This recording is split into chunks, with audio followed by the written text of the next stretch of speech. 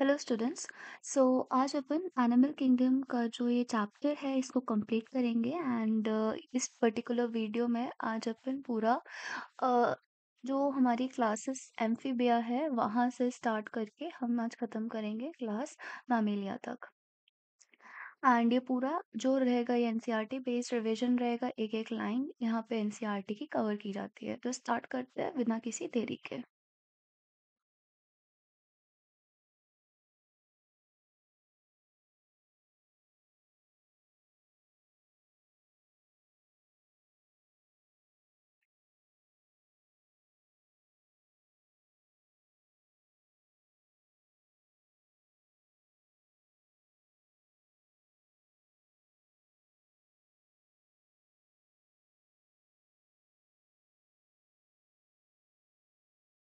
Okay, so let's start with the today's session. So अगर मैं class amphibia की बात करूँ तो एम्फीबिया का मतलब होता है half water half land.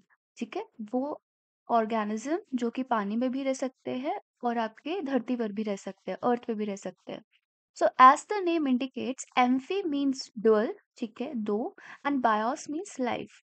So amphibians can live in aquatic as well as in the terrestrial habitats. Now, most of them have two pairs of limb, ठीक है, दो पेयर ऑफ लिम्ब होती है। बॉडी जो होता है ये इंपॉर्टेंट है, हेड और ट्रंक में डिवाइडेड रहता है। टेल इधर प्रेजेंट हो भी सकती है और नहीं भी हो सकती है, ठीक है। टेल जो है इधर प्रेजेंट हो भी सकती है, नहीं भी हो सकती है। So it may be present in some.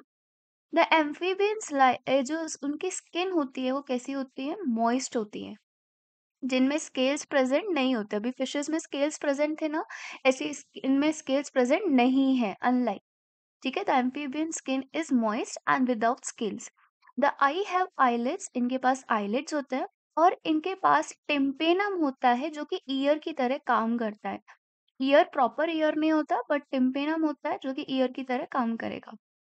Again, alimentary canal, urinary and reproductive tract जो होते हैं वो ओपन होते हैं एक ही कॉमन चैम्बर में, जिसे आप क्या बोलते हो, क्लोएका। सो ये अगर एलिमेंट्री कैनाल है, ठीक है, और ये अगर आपका यूरिनरी कैनाल है, यूरिनरी ट्रैक्ट है, और ये अगर रिप्रोडक्टिव ट्रैक्ट है, तो ये एक कॉमन चैम्बर में ओपन होगा, जिसे आप क्या बोलोगे, क्लोएका। क्या बोलोगे, क्लोएका। ठीक है। Now which opens into the exterior. अब ये जो क्लोएका है ये फर्दर एक्सटीरियर में ओपन होगा। रेस्पिरेशन कैसे होगे, गिल्स के थ्रू हो सकता है, लंग्स के थ्रू हो सकता है, and also through moist skin. ठीक है। नाउ इधर जो चैम्बर होंगे हार्ट में वो कितने होंगे, सिर्फ 3 होंगे, 2 ऑरिकल और एक वेंट्रिकल। ठीक है, बॉडी फ्लूइड एंड सर्कुलेशन वाले चैप्टर में अपन ने ये पूरी चीजें समझी थी। Okay, now these are cold blooded. Again ये कैसे है, पोइकिलोथर्म्स है। पोइकिलोथर्म्स कौन होते हैं, वो ऑर्गेनिजम्स होते हैं जो कि अपना टेम्परेचर रेगुलेट नहीं कर सकते जैसे कि हम कर सकते हैं। ठीक है, यहाँ पर सेक्सेस कैसे होंगे, सेपरेट होंगे। फर्टिलाइजेशन कैसा होगा, एक्सटर्नल होगा, मतलब जो आपका मेल और फीमेल गैमीट का जो फ्यूजन होगा वो बाहर होगा। ठीक है, जैसे कि अगर मैं बात करूँ फ्रॉग में, तो फ्रॉग में क्या होता है कि जो वाटर, जब इनको फर्टिलाइजेशन करना होता है तो जो ये मेल और फीमेल फ्रॉग जो होते हैं वो पानी की साइड आते हैं, एंड वो अपना जो अपना अपना रिस्पेक्टिव गैमीट्स है वो पानी में आपका रिलीज करते हैं, एंड वहीं पे ही फर्टिलाइजेशन प्रोसेस होती है। ठीक है, ओविपेरस होते हैं, एग लेइंग होते हैं, एंड इनका डेवलपमेंट कैसा होता है, इनडायरेक्ट, लार्वा के थ्रू इनका डेवलपमेंट होता है। तो ये यहाँ इंपॉर्टेंट है। ठीक है, सो एम्फीबियंस में आपकी डेवलपमेंट कैसी होनी है, indirect. So this completes your amphibia. अब इम्पोर्टेंटली यहाँ पे एग्जाम्पल्स हैं। ब्यूफो क्या होता है, टोड। राना क्या होता है, फ्रॉग। हाइला क्या होता है, tree frog. Salamander is salamander, and Ichthyophis is limbless amphibia. इसके बारे में क्वेश्चन बहुत बार पूछा जाता है कि इक्टियोफिस क्या है। So it is basically limbless amphibia. ठीक है, ये यूजुअली ना रेप्टाइल्स के पर्सपेक्टिव में करके पूछ लेते हैं, इनकरेक्ट या करेक्ट स्टेटमेंट में। सो ये अलग जो आपका एग्जाम्पल है, इसको याद रखना। नाउ क्लास रेप्टिलिया की अगर मैं बात करूं, so the class name refer to their creeping and crawling mode of locomotion. Reptilia का मतलब होता है क्रीपिंग और crawling, ठीक है। लैटिन में इसको बोलते हैं रिपीर और रैप्टम, टू क्रीप और crawl. Now they are mostly terrestrial animal and their body is covered by dry and cornified skin। Amphibians की कैसी थी? एम्फीबियंस की थी मॉइस्ट। यहाँ पे कैसी है? ड्राई स्किन है, कॉर्निफाइड है, ठीक है। और ये कैसे हैं? आपके टेरेस्ट्रियल एनिमल्स ही होते हैं ये। एपिडर्मिस में स्केल्स या फिर स्क्यूट्स प्रेजेंट होंगे यहाँ पे, ठीक है। Now they do not have external ear opening. यहाँ पे एक्सटर्नल ईयर नहीं होता, यहाँ पर भी टिम्पेनम होता है और यही ईयर को रिप्रेजेंट करेगा। डन। नाउ लिम्स कैसे होंगे? लिम्स जो होंगे ये आपके अगर प्रेजेंट होंगे तो दो पेयर में प्रेजेंट होंगे, ठीक है। हार्ट कैसा है? यहाँ पे थ्री चैम्बर्ड ही रहेगा, ठीक है। वही आपका दो ऑरिकल एक ventricle. Now but four chambered in crocodile. तो ये वाला पॉइंट जो है इतनी बार पूछा जा चुका है ना, इतनी बार पूछा जा चुका है कि मैं आपको क्या बताऊं। इनकरेक्ट करेक्ट स्टेटमेंट में या फिर आपका नॉर्मली कुछ ऑप्शन और जो आते हैं उन क्वेश्चंस में। सो ये वो जो आपका जो क्रोकोडिलियन फैमिली होती है रेप्टाइल में, उनमें आपको चार चैम्बर हार्ट दिखेंगे, प्रॉपर चार चैम्बर दिखेंगे, two auricle and two ventricle. So ये एक्सेप्शन है, हर जगह एक्सेप्शन होता है, यहाँ पर भी आपको एक्सेप्शन मिल गया। नाउ रेप्टाइल्स कैसे हैं? अगेन आपके पोइकिलियोथर्म्स है, ये भी अपना जो टेम्परेचर है रेगुलेट नहीं कर सकते हैं। Snakes and lizard shed their scales as a skin cast. जो स्नेक्स होते हैं और जो लिजार्ड्स होती हैं वो अपने जो स्किन के ऊपर जो एपिडर्मिस की जो लेयर होती है ना, स्केल्स जिस पे प्रेजेंट होते हैं, उनको शेड आउट कर देते हैं, जिसको आप जिस प्रोसेस को क्या बोलोगे? Skin cast. यहाँ पर भी सेक्सेस कैसे है? सेपरेट है। फर्टिलाइजेशन यहाँ पे इंटरनल होगी, ये भी ओविपेरस होंगे एंड डेवलपमेंट यहाँ पर कैसा होगा? डायरेक्ट होगा, ठीक है। नो ओके, यहाँ पे एग्जाम्पल्स बहुत सारे हैं, जस्ट अ सेकेंड।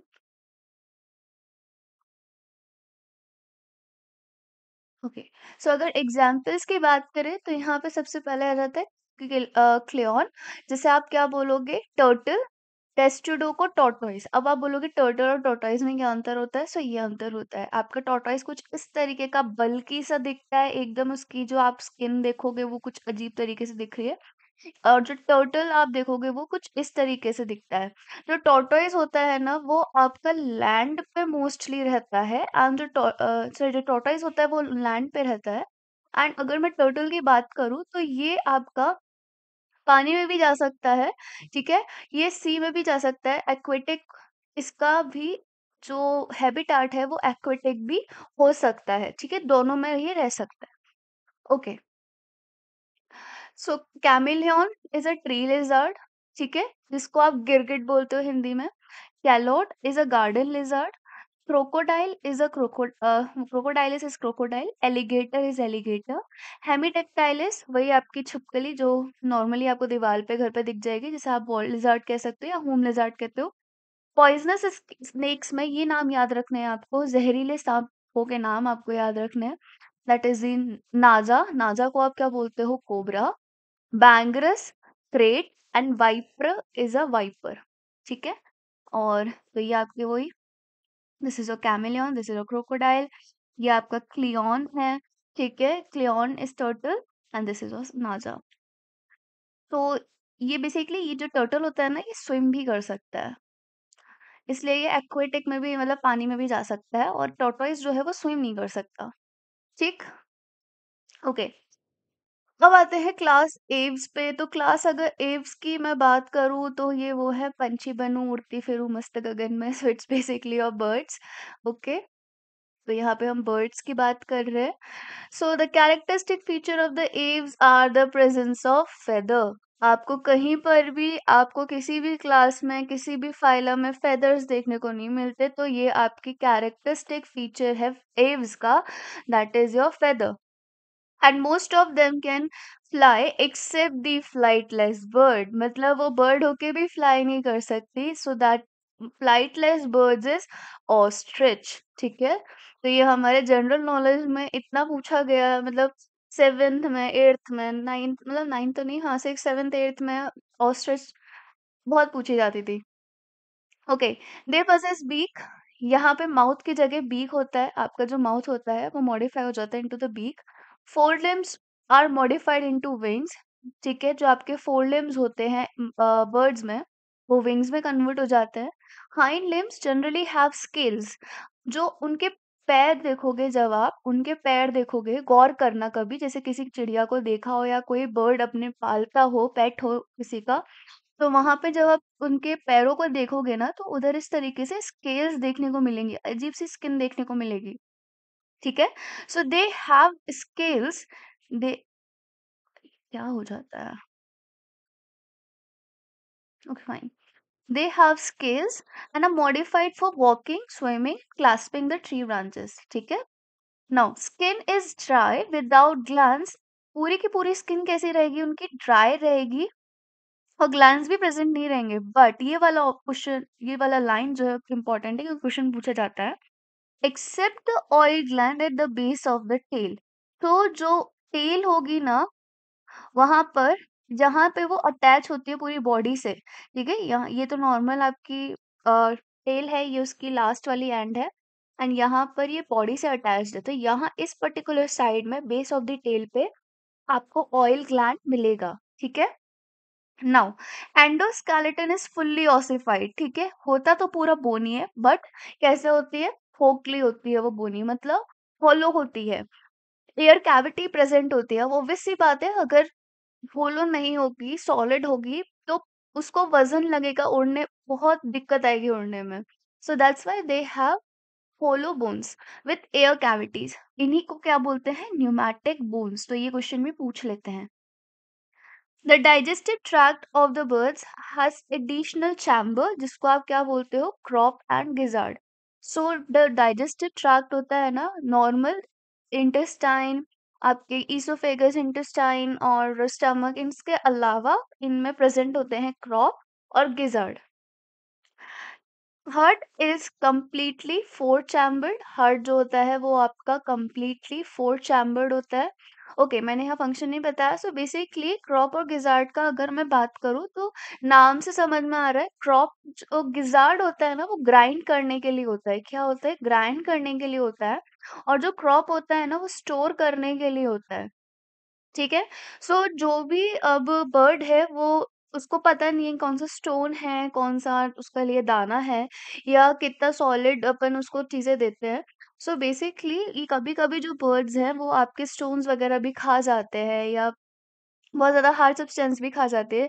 तो वो जो स्टोन है, या जो वो पर्टिकुलर हार्ड सब्सटेंस है, उसको ग्राइंड करने के लिए और स्टोर करने के लिए प्रॉपर गिजार्ड यूज होता है, ठीक है। नाउ हार्ट कैसा है? फोर चैम्बर्ड है, वही आपके दो ऑरिकल, दो वेंट्रिकल।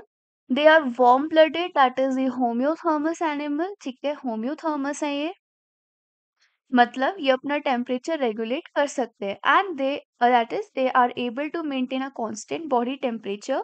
रेस्पिरेशन यहाँ पे लंग्स के थ्रू ही होगा।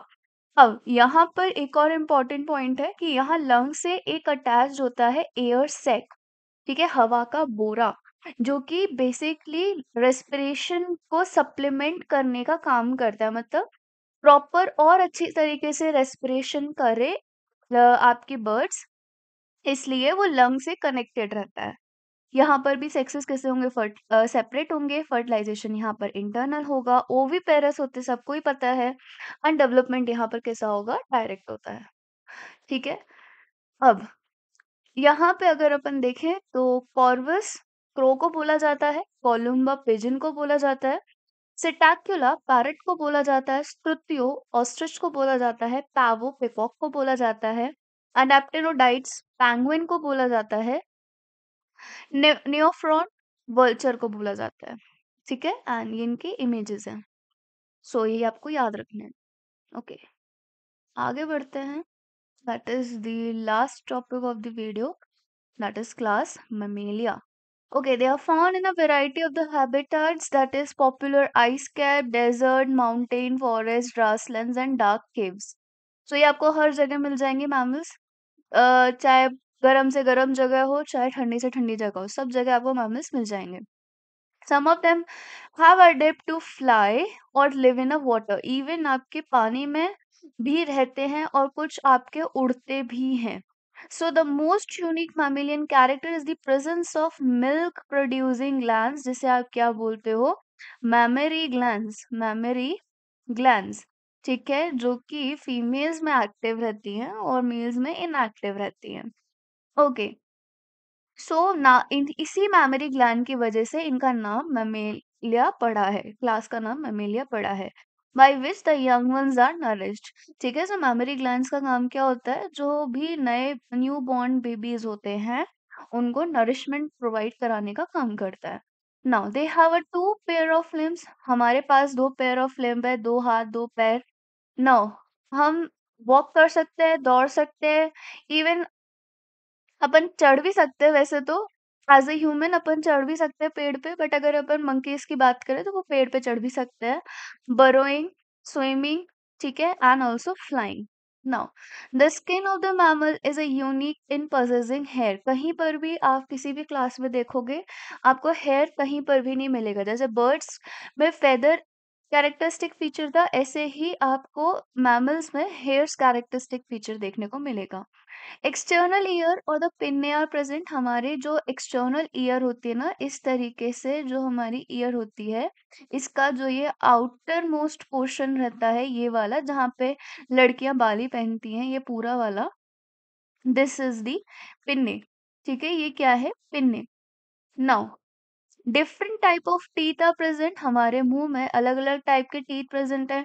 इंसाइजर्स, इंसाइजर में भी दो, सेंट्रल और lateral, canine, pre molar and molar. ठीक है, हार्ट कैसा है, अगेन फोर चैम्बर्ड है, two auricle and two ventricle. They are homeothermous, मतलब ये अपना टेम्परेचर रेगुलेट कर सकते हैं. रेस्पिरेशन कैसा होता है, लंग्स में, हमारे अंदर फेफड़े हैं, लंग्स हैं. सेक्सेस यहाँ पे सेपरेट होता है, फर्टिलाइजेशन भी इंटरनल होता है. वीवी पेरेस के थ्रू ये आपके बच्चों को जन्म देते हैं. ठीक है, मतलब इन दी, मतलब एग के फॉर्म में नहीं, वोम के अंदर ही डेवलप होता है. लेकिन यहाँ पे भी एक्सेप्शन आ जाता है कि आपका जो प्लेटिपस होता है, ठीक है, जो प्लेटिपस होता है वो आपके ओविपेरिस के थ्रू, यानी कि ऐसे बोल सकते हैं कि एग के थ्रू बर्थ देता है. एंड यहाँ पे डेवलपमेंट मेजरली डायरेक्ट होता है. ठीक है, सो ओविपेरिस की अगर अपन बात करें, हाँ,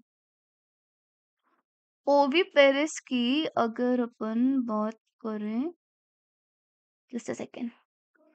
तो ऑर्निथोराइंकिस, जिसे आप प्लेटिपस बोलते हो, तुम लोगों ने बचपन में वो प्लेटिपस पेरी वाला जो देखा होगा कार्टून, उसे याद रख सकते हो. उसमें कितना अच्छा बताया था, ओरिजिनल में इस कुछ इस तरीके का दिखता है.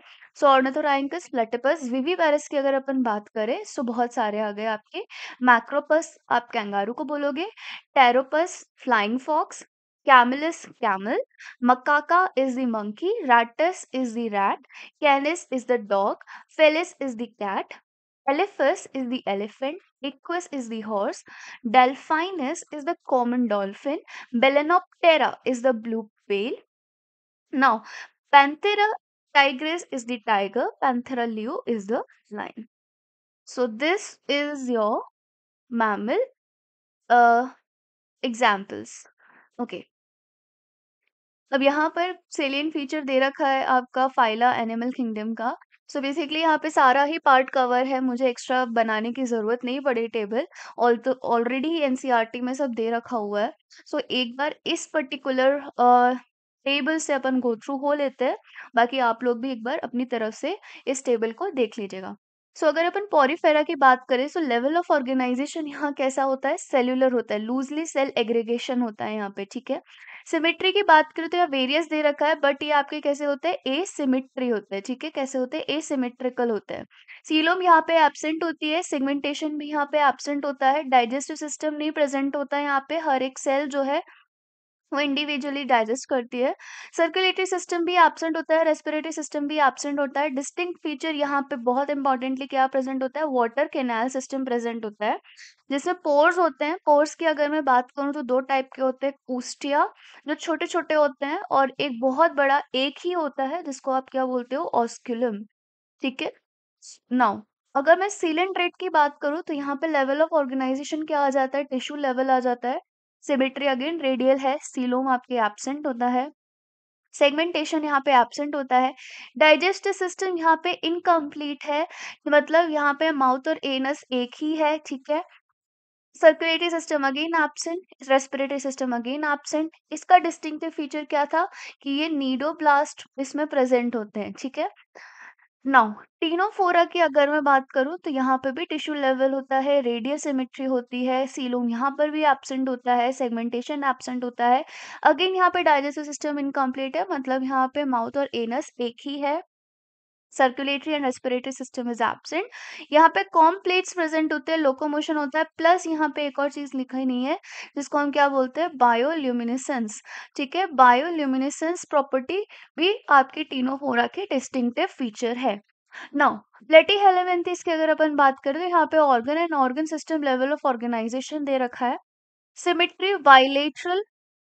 नाउ सीलोम की बात करें तो यहाँ पर भी एब्सेंट है, मतलब तो आप यहाँ पे देखो कि शुरू के 4 जो फाइलम है उसमें सीलोम में एब्सेंट है। सेगमेंटेशन यहाँ पे एब्सेंट होगी, डाइजेस्ट सिस्टम अगेन इनकम्प्लीट है, ठीक है। सर्कुलेटरी सिस्टम यहाँ पे भी एब्सेंट, यहाँ पर भी रेस्पिरेटरी सिस्टम एब्सेंट। यहाँ पे फ्लैट बॉडी होते हैं, सकर्स प्रेजेंट होते हैं, प्लस ये कैसे होते हैं आपके, ये एंडोपैरासाइट्स होते हैं। कैसे होते हैं, एंडोपैरासाइट्स होते हैं। अब मैं अगर एस्केलेमेंथिस की बात करूँ तो ये organ system level of organisation consist करते थे। यहाँ से ऑर्गन सिस्टम स्टार्ट हो जाएगा आपका, यहाँ से बायलेटरल स्टार्ट हो गया प्लेटीहेल्मिन्थेस से, तो अब ये पूरा आपका कॉर्डेट तक चलेगा, ठीक है। उसके बाद ये स्यूडोसिलोमेट होते हैं, यहाँ पर भी सेगमेंटेशन एब्सेंट होता है। डाइजेस्टिव सिस्टम यहाँ पे कंप्लीट हो गया। अब यहाँ से एस्केलेमेंथिस से कॉर्डेट तक पूरा का पूरा सब में डाइजेस्टिव सिस्टम कैसा आएगा, कंप्लीट आएगा, ठीक है। सर्कुलेटरी सिस्टम की अगर अपन बात करें तो यहाँ पर एब्सेंट है, यहाँ पे रेस्पिरेटरी सिस्टम भी एब्सेंट है। ऑफन वर्म शेप्ड इलोंगेटेड होते हैं। एंड एस्केलेमेंथीज की ही अगर अपन बात करें तो यहाँ पे फीमेल्स जो होती हैं वो ज्यादा लंबी होती हैं as compare to male. Now अगर मैं एनालीट की बात करूँ तो वही हमें पता है ऑर्गन सिस्टम है, बायलेटरल रहेंगे, सीलोमेट। अब यहाँ से एनालीट से सीलोमेट चालू हो जाएगा, ठीक है। तो सीलोमेट रहेंगे, सेगमेंटेशन यहाँ पे प्रेजेंट रहता है। सो एनालीड्स में ही अब मैंने बताया था मेटामेरिज्म प्रोसेस यहाँ पे होती है, ठीक है। यहाँ पे डाइजेस्टिव सिस्टम कैसा है, कंप्लीट है, सर्कुलेटरी सिस्टम भी प्रेजेंट होता है, ठीक है। यहाँ पे क्लोज्ड सर्कुलेटरी सिस्टम प्रेजेंट होता है। कैसा होता है, क्लोज सर्कुलेटरी सिस्टम प्रेजेंट होता है। रेस्पिरेटरी सिस्टम यहाँ एब्सेंट होता है, बट ये किस तरीके से सांस लेते हैं, through their moist skin, through their moist skin, ठीक है। बॉडी सेगमेंटेशन लाइक रिंग्स, ठीक है, यहाँ पे प्रेजेंट होते हैं, जैसे इन रिंग्स को आप क्या बोलते हो, मेटामर्स, मेटामर्स। और इस प्रोसेस को क्या बोलते हो, मेटामेरिज्म, ठीक है। कौन सी प्रोसेस को, जब इसमें इन रिंग्स में, इन मेटामर्स में एक ही ऑर्गन बार बार रिपीट कर रहा हो, ठीक। अब आ जाता है आर्थ्रोपोड। तो आर्थ्रोपोड में organ system bilateral, coelomate, segmentation present होता है, कंप्लीट डाइजेस्टिव सिस्टम होता है, सर्कुलेटरी भी प्रेजेंट होता है, बट यहाँ पे कैसा होता है, ओपन होता है, ठीक है। यहाँ पे रेस्पिरेटरी सिस्टम्स भी होते हैं, gills, book gills, lungs, book lungs से आप रिस्पायर करते हैं आपके आर्थ्रोपोड्स। एक्सोस्केलेटन क्यूटिकल का होता है, जॉइंटेड अपेंडेजेस यहाँ पे प्रेजेंट होते हैं, ठीक है। नाउ मोलस्क की अगर अपन बात करें तो ये organ system level of organisation होता है, बायलेटरल सिमेट्री, सीलोमेट। सेगमेंटेशन यहाँ पे एब्सेंट है। सो अगर आप गौर करो, सेगमेंटेशन सिर्फ और सिर्फ कहाँ प्रेजेंट है, एक आपके एनालीड्स, एक आपके आर्थ्रोपोड्स और एक आपके कॉर्डेट्स में, ठीक है। मोलस्क की अगर अपन बात करें सो यहाँ पर डाइजेस्टिव सिस्टम अगेन कंप्लीट होता है, सर्कुलेटरी सिस्टम यहाँ पे प्रेजेंट होगा, रेस्पिरेटरी सिस्टम भी प्रेजेंट होता है, ठीक है। External skeleton of shell usually present. Now echinoderms की अगर अपन बात करें so organ system level of organization, अब रेडियस सिमेट्री कहाँ देखने को मिलेगी, एडल्ट में, और बाइलेटरल सिमेट्री बायलेटरल सिमेट्री कहाँ देखने को मिलेगी आपको? लार्वा में, ठीक है? नाउ सीलोमेट होते हैं, एब्सेंट रहेगी सेगमेंटेशन, कंप्लीट डाइजेस्टिव सिस्टम, यहाँ पे रेस्पिरेटरी सिस्टम और आपके सर्कुलेटरी सिस्टम दोनों ही प्रेजेंट रहेंगे। अब इम्पोर्टेंटली वाटर वास्कुलर सिस्टम यहाँ पे देखने को मिलता है, ठीक है?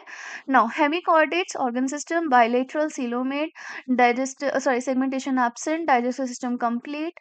Now both the circulatory system and the respiratory system is present. Worm like with the proboscis, collar और ट्रंक इसमें प्रेजेंट होता है। और एक और चीज यहाँ पे स्टोमोकॉर्ड प्रेजेंट होती है, जो कि बिल्कुल ऐसा स्ट्रक्चर है जो कि नोटोकॉर्ड की तरह रिजेंबल करता है। नाउ कॉर्डेट की अगर अपन बात करें तो ऑर्गन सिस्टम होता है, बायलेटरल सीलोमेट, सब कुछ इसमें प्रेजेंट होगा। यहाँ पे इवन डाइजेस्ट सिस्टम कंप्लीट होगा, रेस्पिरेटरी सिस्टम, सर्कुलेटरी सिस्टम भी प्रेजेंट होगा। नोटोकॉर्ड प्रेजेंट होता है, dorsal hollow nerve cord present होती है, gill slits and with limbs और fins. So this completes your summary of the animal kingdom. Okay, so I hope ये पूरा lecture जो है तो लोगों को समझ में आया होगा। यहाँ पे मैक्सिमम पार्ट मैंने कवर कर रखा है। एंड अब इसके बाद अपन एक नया चैप्टर स्टार्ट करेंगे। एंड मोस्ट प्रोबेबली वो 11th का ही रहेगा या फिर कोई 12th का जूलॉजी का चैप्टर स्टार्ट करेंगे। ठीक है, so let's see what comes next. Till then, अगर आप लोगों ने सब्सक्राइब नहीं किया तो सब्सक्राइब कर लेना। वीडियो अच्छा लगा हो तो लाइक करना, सब्सक्राइब करना और शेयर करना। Thank you so much.